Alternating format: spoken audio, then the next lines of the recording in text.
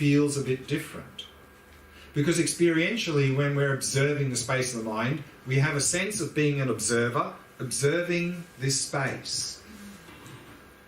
Whereas today, with this resting in awareness, there's not such a strong sense of being some sort of separate observer. So it's a much more non-dualistic practice experientially.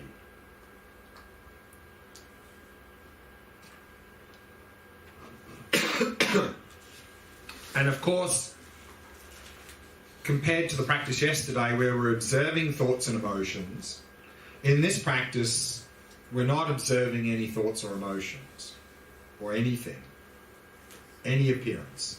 Of course, we're not trying to block them. We're not trying to block thoughts and emotions and so forth. We're just simply not interested in them. So let them be there. They can be there. We're not just simply not paying attention to any of those appearances. The only thing we're interested in is knowing that we're aware. So this, like the breath and the mind practice, is a shamatha practice. Meaning the goal of this practice is to cultivate a calm, clear, focused mind. But, like the breath and the mind, this practice also has its own unique side benefits. One side benefit with this practice is that it can really help us to release grasping onto appearances. So it can really help us to release or give us some freedom from this obsessive, compulsive, discursive thinking mind. And very often now in daily life, our mind is very tight and constricted. And therefore, we tend to be very reactionary in daily life. Some little stimulus comes, we react because our mind is like this. It's a little bit like the analogy sometimes used is if we have a cup of water and we have a little pebble and we drop that in the cup, the surface of the water gets completely disturbed. Similarly, because our mind is like the water in a cup, very tight and constricted, some little stimulus comes, we get unbalanced. We react, attachment, aversion, jealousy, frustration, and so forth. Whereas if we do this practice of resting in awareness, what we notice is that awareness is completely still and it's completely open and spacious. Which means if we do this practice and we get in that habit of resting in that open, spacious stillness, we can bring that into daily life. Meaning we can have a new default mode in daily life. Meaning instead of this tight, constricted, reactionary mind, we can have this open, spacious stillness as our default mode in daily life. And then, like the analogy, then that mind would be like the mind like a big ocean or lake. Meaning, if you drop that same pebble in a lake, there's hardly a ripple. Similarly, if our mind is like this and some little stimulus comes, it won't disturb our mind, it won't unbalance our mind, we won't be reactionary. So then this practice can really be very helpful for us in daily life. And also, like yesterday's practice, but even more so, this practice today is very much a bridge into the Vipassana practice. Because simply by resting in awareness, we can really intuitively come to see the nature of our mind. So very well known as a bridge into the Vipassana practice. So let's have a look at this practice in a little bit more detail. And for this, again, I'd like to read from Attention Revolution from Alan Wallace on page 131. He says, by continuing in the sustained cultivation of shamatha, eventually you will achieve the 8th stage, known as single-pointed attention. So that's up here. So we'll be looking at that day after tomorrow in the evening. You have now realized a high degree of unification of attention. If you wish to continue in settling the mind in its natural state, this practice can take you all the way to the achievement of shamatha. But I shall now present an alternative practice that you may find an even more potent way to balance your attention to perfection. Padmasambhava calls this technique the cultivation of shamatha without a sign. So Padmasambhava, of course, was the great Indian Buddhist master in the 8th century who first brought Buddhism to Tibet. He says, in this context, the term sign refers to any object of attention that can be identified within a conceptual framework. The tactile sensations of the breath are a sign. So is the space of the mind and the mental events that arise within that space. In both of those practices, the attention is directed to an object other than itself, and stability and clarity are cultivated in relation to that object. In the practice of shamatha without a sign, the attention is not directed to anything. It rests in its own nature, simply being aware of its own presence. Nominally, you could say that awareness takes itself as its object. But experientially, this practice is more a matter of taking no object. You simply let your awareness rest without any referent in its own innate luminosity and cognizance. While Padmasambhava presents this as a method for achieving shamatha, it is also an effective method for illuminating the nature of awareness itself. So as Almal said, this is a shamatha practice, but it also can be very effective to come to realize the nature of the mind, simply by resting in awareness. And just previously he said you simply let your awareness rest in its own innate luminosity and cognizance. So just to expand on that a little bit more before we go back to the practice.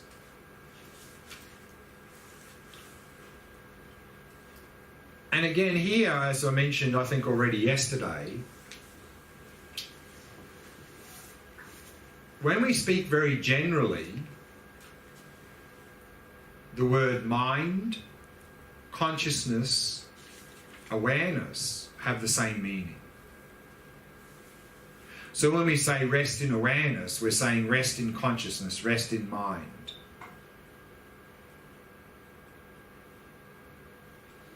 And here, he says to rest in luminosity and cognizance.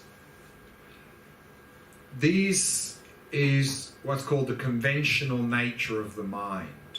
In fact, this is how the mind is defined in Buddhism. Can you translate, please? Yeah, it's coming.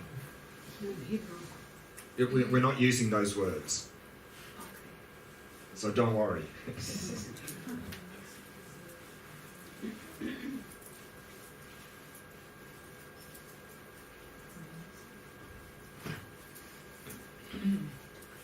So the mind is defined as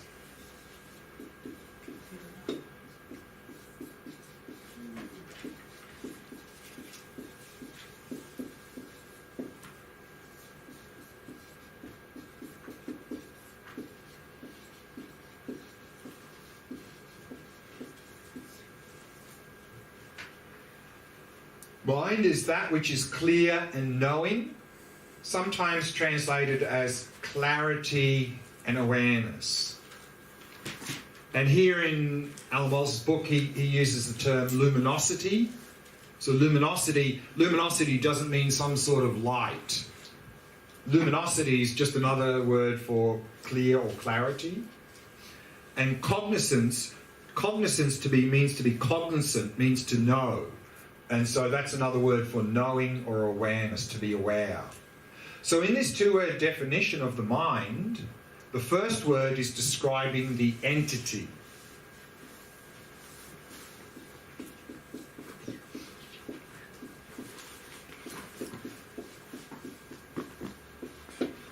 And the second word is describing function. We often see these two-word definitions in Buddhism. For example, one is fire is defined as hot and burning. So what is the entity or nature of fire is heat. What does fire do? It burns. So what is the entity or nature of the mind? Is that the mind is clear or has clarity. What does the mind do? The mind knows, it is aware, it is cognizant. So just to look at these two words a little bit more detail. So what does this word clear or clarity or luminosity mean?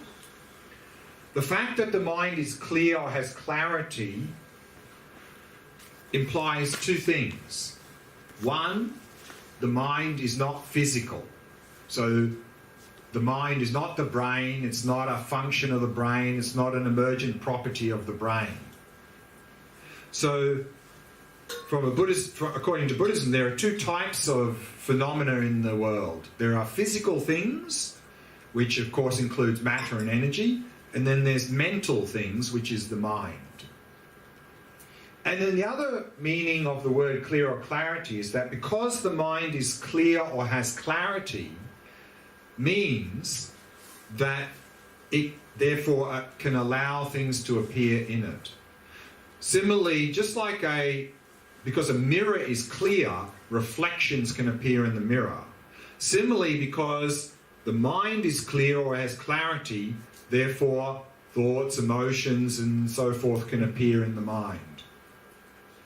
And then what does the mind do? What's the function of the mind? The mind knows, it is aware, it is cognizant. It engages in those appearances. And these two aspects of the mind become more and more evident in our shamatha practice. That as we develop a more relaxed, stable and clear mind, then these qualities of clarity and awareness or knowing become very evident to us. What do you mean by engages? The mind engages in those things. What do you mean? Engages, it just means that it just means that that's the object of awareness. That's all. So the mind, the object of mind, is the appearances, thoughts, emotions, memories, images, and so forth. Now, we can talk about levels of mind, and that's particularly relevant here in this practice and in shamatha practice in general.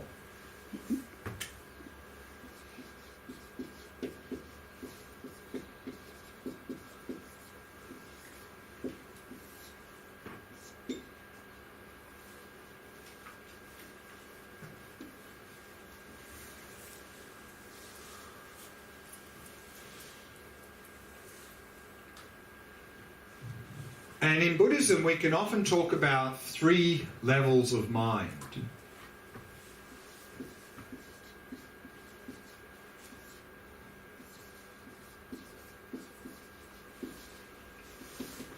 We can talk about the coarse level of mind.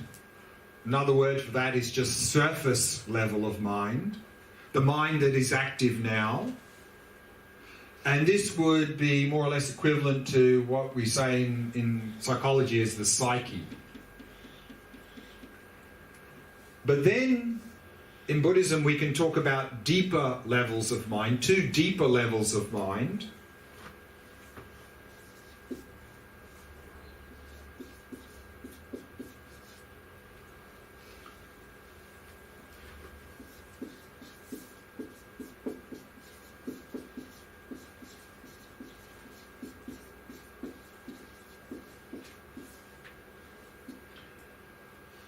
We can talk about what's called the subtle mind. Here Alan Wallace translates that as substrate consciousness. And I'll explain a little bit more about that shortly. But we can also talk about an even deeper level of mind than this, called the very subtle mind.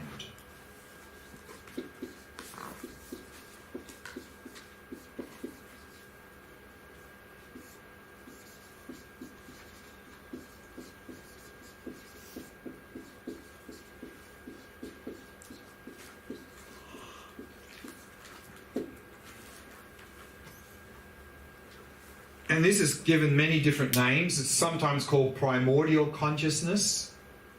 Sometimes this is called, in Dzogchen, it's called Rigpa, clear light mind, given many different names.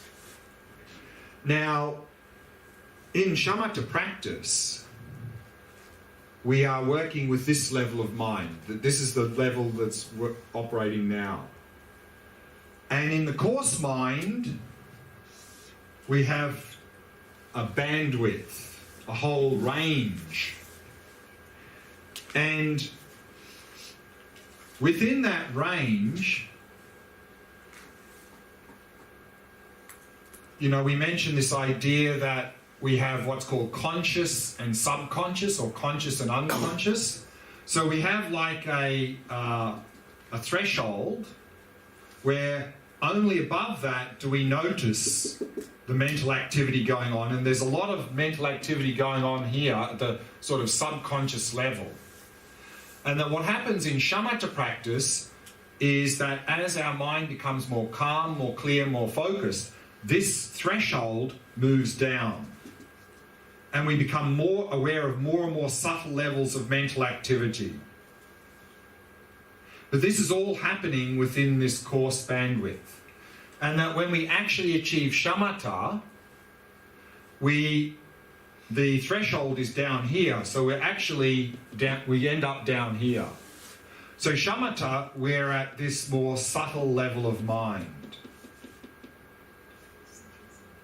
Subtle just means deeper, a deeper level of mind. And very subtle is the deepest level of mind. This is like the surface level mind.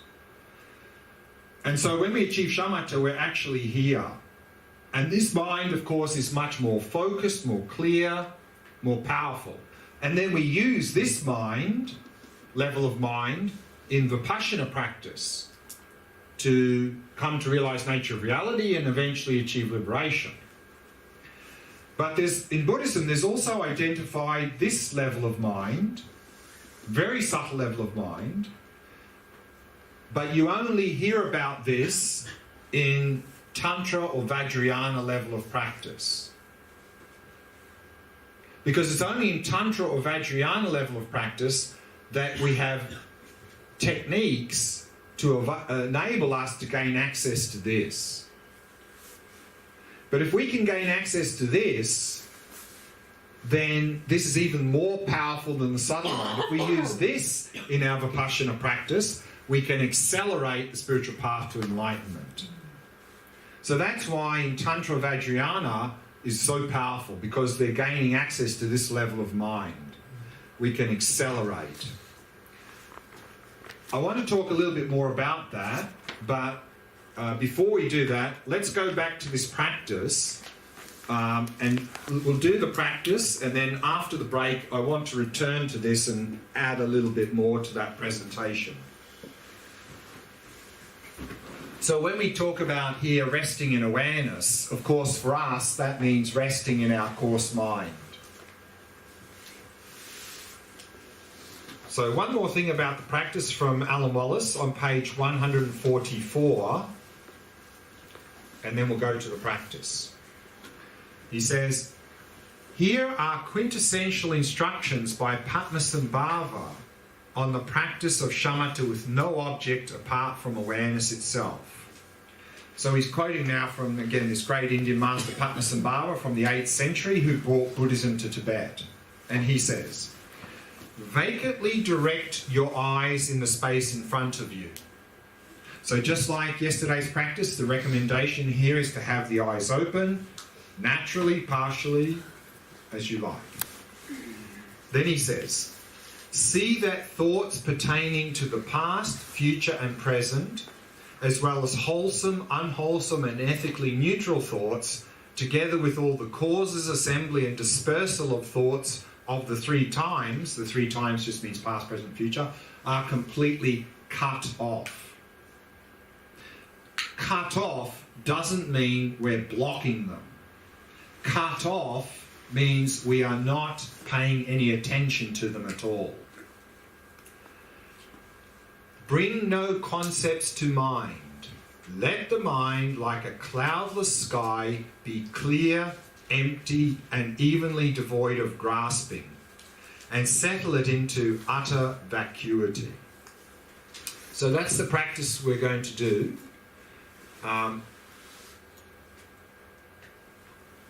So again, we usually have the eyes open, and it's basically that we are simply resting,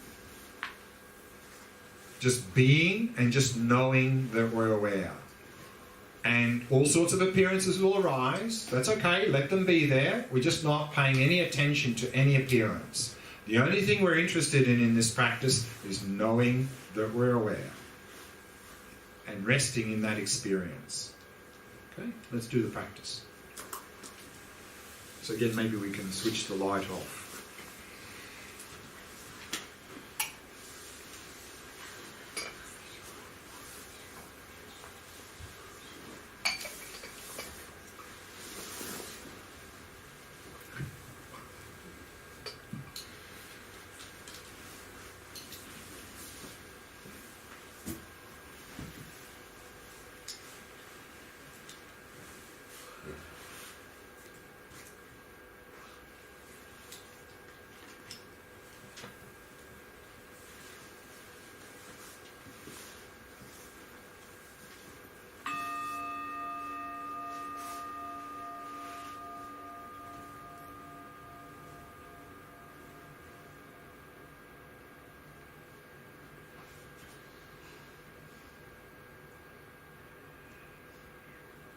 Setting the body into a state of relaxation, stillness, and vigilance. So remember, a vigilant posture is to simply keep the back nice and straight.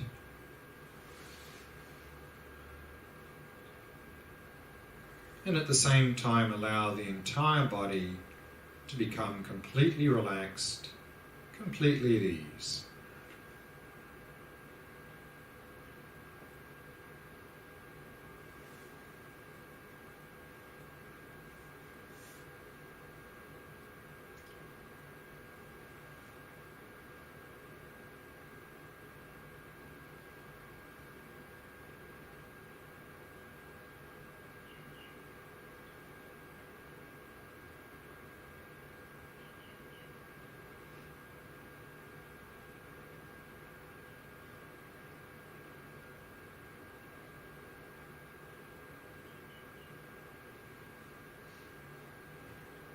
And then once having prepared the body, to keep the body as still as possible, to avoid any unnecessary movement.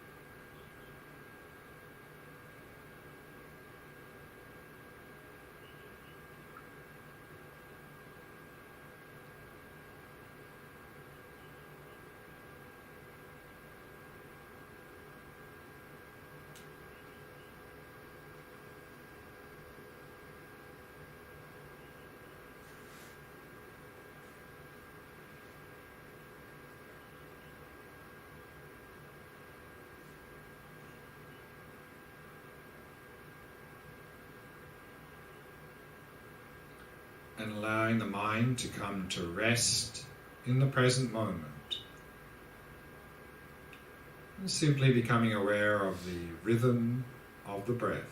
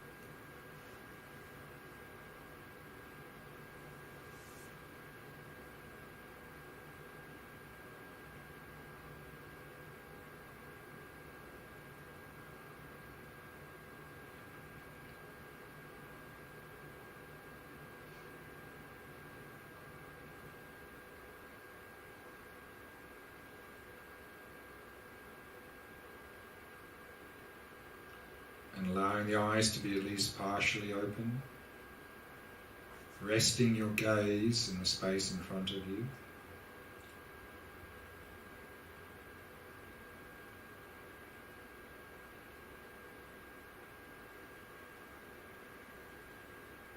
And then simply release all appearances and allow the mind to come to rest.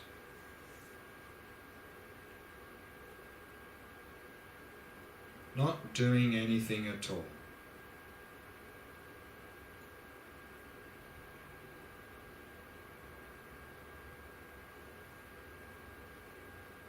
Simply being present. Knowing that you're aware.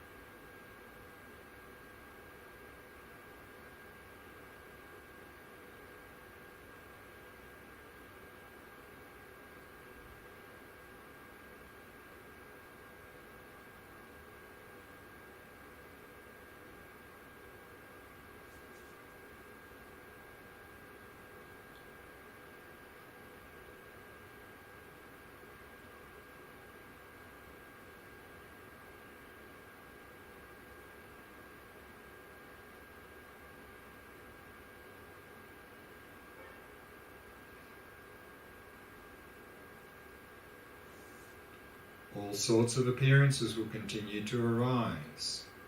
Thoughts, emotions, sounds, sensations, and so on. But now pay no attention to any appearance. We're not trying to block them. Let them be there. They can be there. We're just simply not interested in them. The only thing we're interested in is knowing that we're aware.